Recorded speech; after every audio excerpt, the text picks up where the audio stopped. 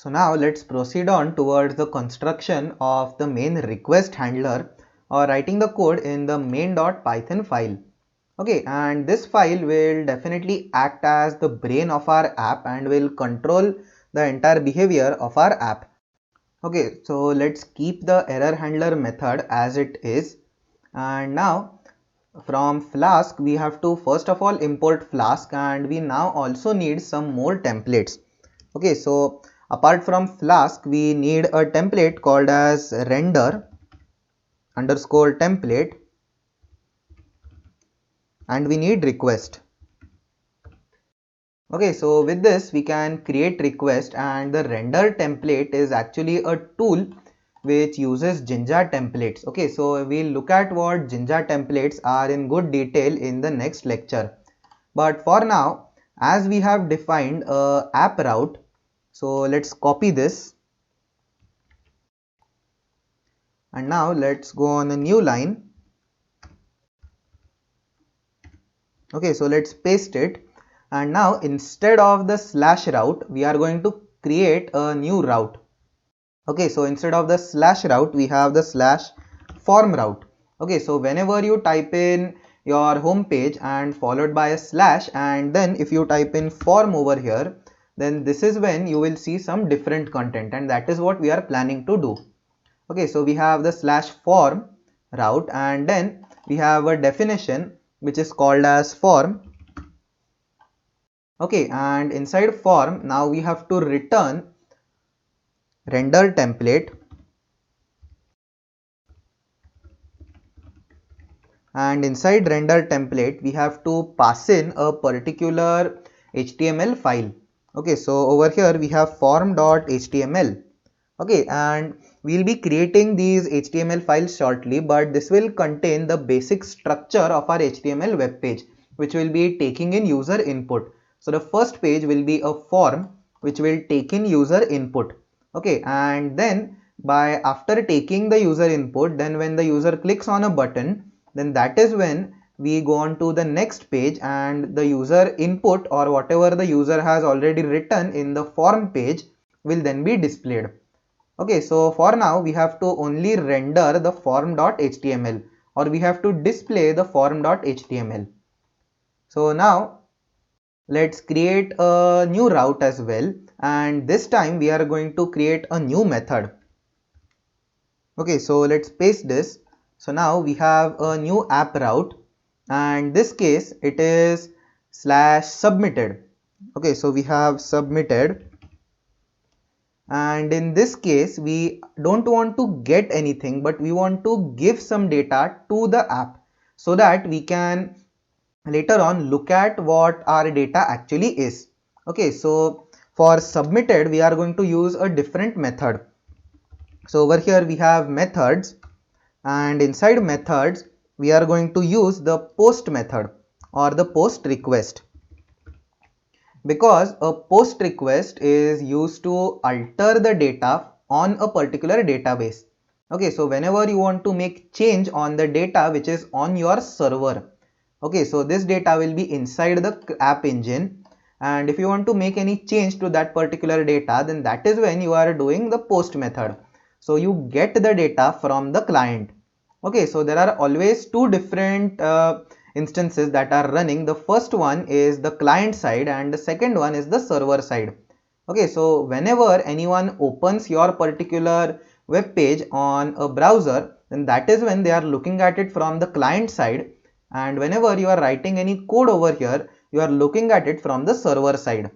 Okay, so a GET request is a good way to get any data from the server to the client, but a POST request is a very good way to get data or to give data from the client side to the server side. Okay, so with this we are creating a POST method which will give all of the form data to our app. So all of the name, age and the email ID or the site URL or something of that sort will be transferred via the POST request. Okay, so let's change the definition. So we have submitted underscore form. Okay, so now let's remove this return line, and now we have to define some elements first of all. So we have the name, and inside the name we have request dot form, and from form we want to look at the aspect which has a name or which has the ID called as name. Okay, and this particular variable will hold the value of the user's name which the user has entered on the form page. Okay, so it may be a little bit ambiguous right now, but as we proceed on towards the final project, or as we proceed on further in this project, it will be pretty much absolutely clear. So first of all, we have defined name. Then let's do the same thing for the email.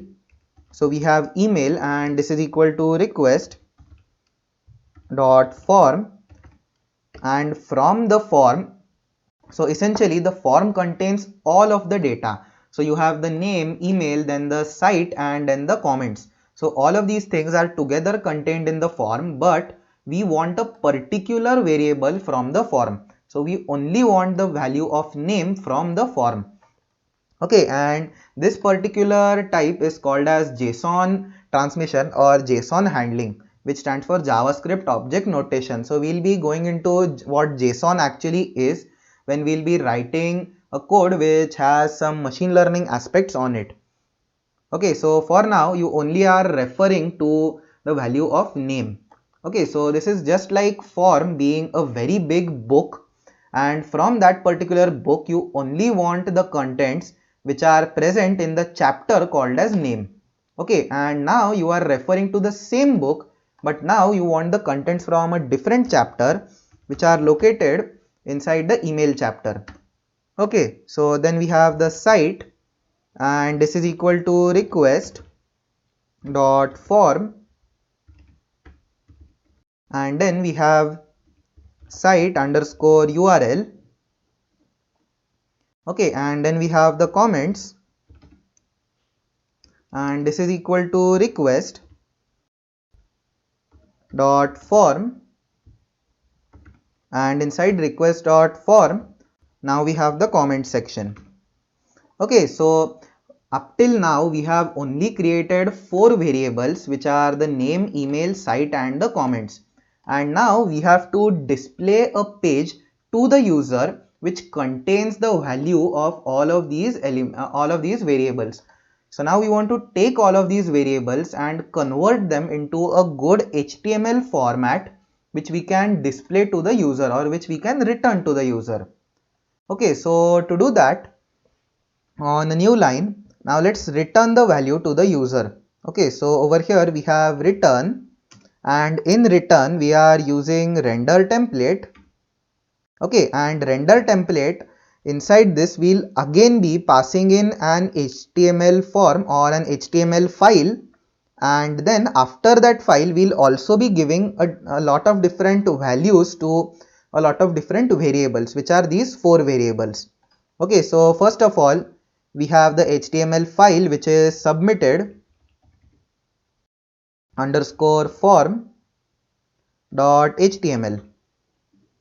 Okay, so let's go on a new line so that everything fits properly. So now we have submitted underscore form dot HTML, then we have a comma, and on a new line now we have to specify some variables. Okay, so now inside the submitted form dot HTML we'll be writing simple HTML format, and then we'll be specifying the name or the value of these 4 variables. So we'll be somewhere using the name value, somewhere using the email, somewhere the site, and the comments. Okay, so all of these have to now be defined. Okay, so to do that, after the submitted form.html, let's give the value of name, and this is equal to name. Okay, so this is the name which is present inside this particular form, and now we are passing in the value of the name which we have created. Okay, so just to avoid confusion, let's add an underscore o over here, which is name underscore old.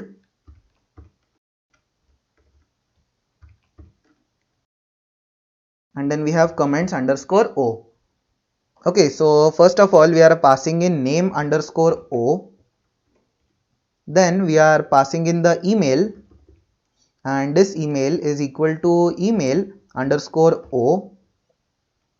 Then we are passing in the site, which is equal to site underscore o, and then we are passing in the comments, and this is equal to comments underscore o. Okay, so with this we have created an initial render template, and we have also specified values to this particular render template. Okay, so up till now we don't have any of these HTML files, but we'll be creating them shortly in the next few lectures, and then we'll be using all of these different variables which we have set over here. Okay, so let's recap what we have done in this lecture. So we have imported some modules from Flask, which is the main Flask first of all, then we have the render template, and then we have request. Okay, then we have also imported logging, which gives us errors. Then we have defined a new instance of the app. Okay, so whenever there is any new user which is logging onto or opening your app, then there will be an entirely new instance of this app which will be created, and that is why we are using the underscore name underscore keyword. Then we have defined an initial route, which is the slash directory. Then we have hello world. Okay, then we are defining a new route, which is the slash form inside the slash form endpoint. And then we have a definition which returns the template of form.html. Okay, so notice that over here after the HTML we are not giving in any variables, and that is because we only want to display the form to the user, and we don't want any data to be preoccupied onto that particular form. So all of the data which will be present on the form, which will be entered by the user, like the name, email, and site and the comments of the user. And then we have defined a new route which is to the slash submitted endpoint, and then this time the method is post because we want to give the data from the client side to the server side. Okay, the client has modified the form.html, and now we want to transfer all of that data to the server side. And then we have declared or defined 4 variables and given them values, which is from the request dot form. So whatever we are getting from the request, that is what we are giving the value to all of these variables, and then we have passed on these variables to the render template. Okay, and finally we have our error handler, which gives us output if we have any errors. Okay, so that is pretty much it for the URL handler, and you can see why this particular main.python file is also called as the URL handler, because you have a lot of different URL endpoints present in this particular file. So whenever you type in your website name followed by a slash and some text after it, then it is this file which determines what it should do with the text which you have just typed. Okay, so that is pretty much it for the URL endpoint part, and in the next lecture we'll be just looking at a brief introduction to what Jinja templates actually are, and then after that we'll be starting with creating our own templates in this templates folder.